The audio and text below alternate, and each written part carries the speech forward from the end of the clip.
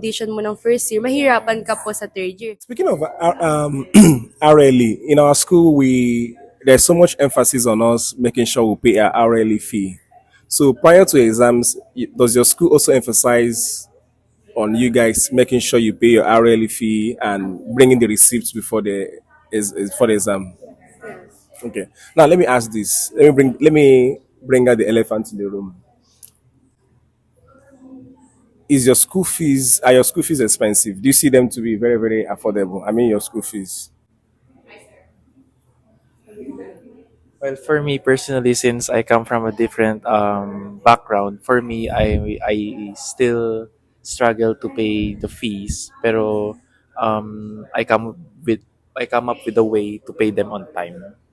And I think sa expenses naman po sa CLDH, I think okay lang po compare sa different private schools. Since yung ano po namin, tuition fees, nag-range po siya ng 40K. Ganun po, like for me, it's okay lang po yung price niya. Compared po sa, yes po, compared sa other schools na 60K and more than. So like let me add to that. Do you guys have Unifast there? Unifast.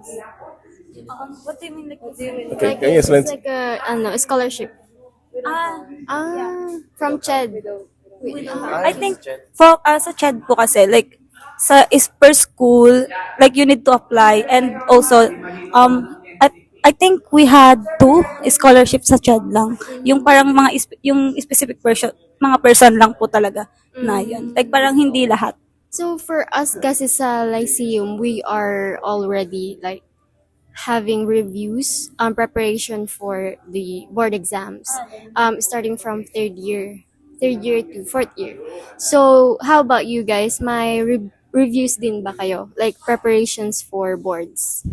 In preparation naman po sa boards, wala po kaming specific na ano. Pero from sa MS po, like we are training, we train po, lalo na yung one professor namin na tinatrain kami para sa board exam. And lahat po ng mga ina-exams namin, like from past board exams. So parang natitrain na din po kami.